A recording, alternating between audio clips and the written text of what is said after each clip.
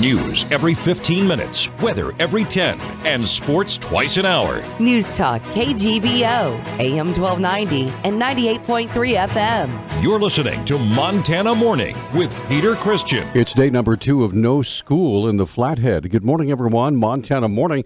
Congratulations, everyone. You made it. It's Friday, September the 15th, 2017. Light rain falling in western Montana right now. Boy, what a change in the weather, right?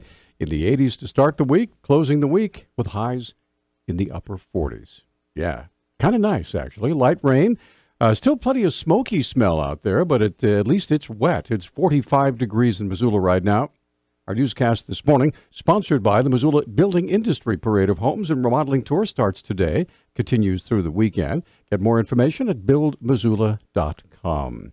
More than 30 schools across northwestern Montana's Flathead County are closed again today after several texted and emailed threats led to the cancellation of classes yesterday. Sheriff Chuck Curry said the initial threat was sent to Columbia Falls Wednesday, and other schools got similar threats. Curry said investigators are interviewing, quote, some persons of interest, end quote, following up on what he called, quote, electronically stored information, end quote. He added that investigators have made progress, but he declined to release any details about those threats. The FBI, along with law enforcement officers from Flathead County and the city of Columbia Falls, are investigating. Flathead Valley Community College has also canceled classes for today. Missoula Police, U.S. Marshal Service, and Missoula probation and parole agents caught 2 individuals breaking the law on Wednesday when they entered a residence on Cooley Street during a home visit. Police spokesman Travis Welsh explains. And when they got there, they made contact with a 47-year-old male and a 27-year-old female, the residents, and subsequently arrested them for outstanding warrants and drug offenses. Also, the male, identified as James Sherman, was on probation, and he is currently being held on a probation violation. The drugs involved appear to be meth or opiates. Welsh explains the details of what Sherman was on probation for. The male, Mr. Sherman, was on probation for burglary and drug offenses.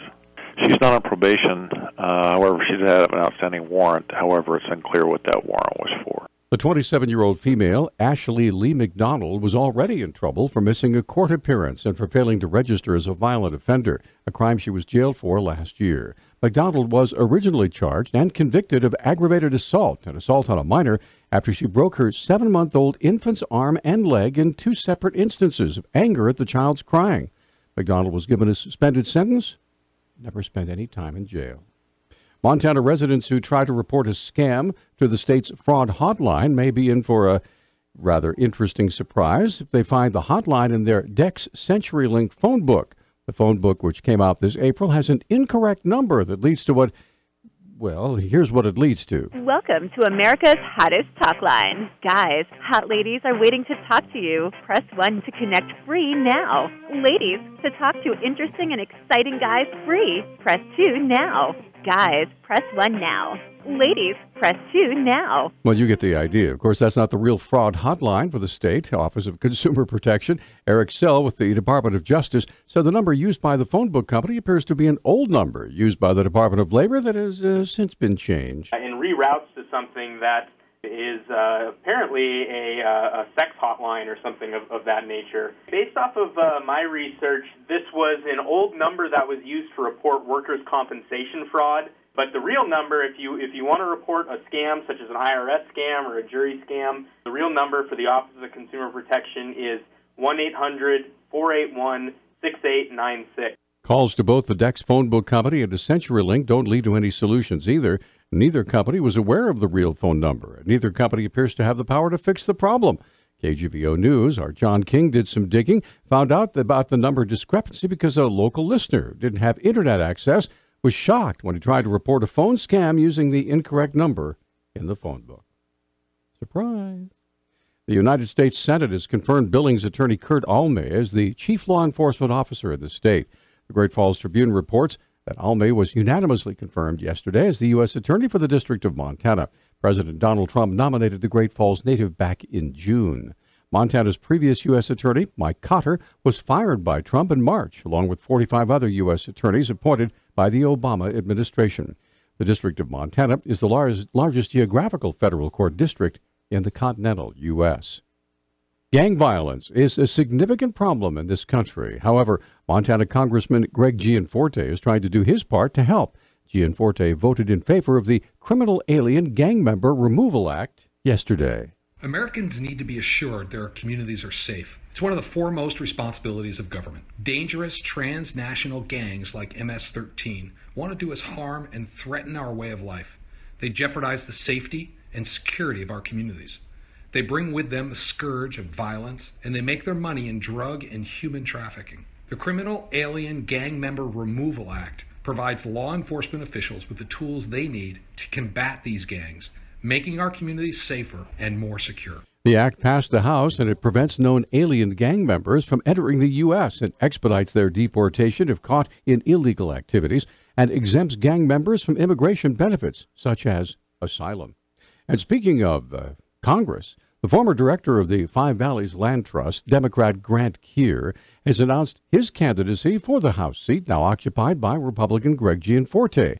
Keir told KGVO News yesterday the tipping point for his decision to run for Congress was the shared values that both rural and urban communities share in Montana. Missoula is one of the sort of urban centers of Montana, and doing most of my work in rural communities, just really seeing how much rural and urban communities have in common and how much people share their values, and feeling like our politics today don't really reflect how much shared value we have. And I think I saw an opportunity to try to use my experience pulling people together to solve problems and try to take what I think is the best of Montana and see if we can take it to Washington, D.C. Keir acknowledged that should he win the Democratic primary, his opponent would likely be Greg Gianforte.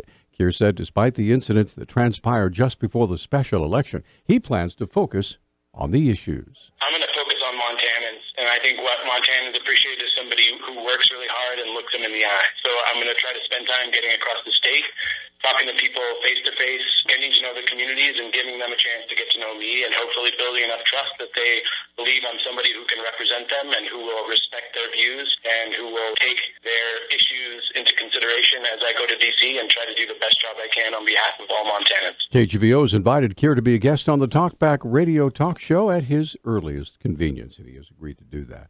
Finally, red flag warnings has given way to winter storm warnings in the mountains of southwestern Montana, helping firefighters battling numerous wildfires in the western part of the state. Meteorologist Travis Booth told the Flathead Beacon that the weather change is good news for fires, bad news for gardens because temperatures could fall below freezing in some areas. Another shot of cool, wet weather is forecast for early next week. Our News Talk time, 6:12. Newstalk, KGVO. Missoula's official weather station. Areas of rain today with high temperatures in the upper 40s and low 50s. Winds will be out of the east at 5 to 15 miles per hour. Tonight, scattered showers. Overnight lows will be in the mid-30s. I'm meteorologist Brooke Foster for Missoula's KECI 13.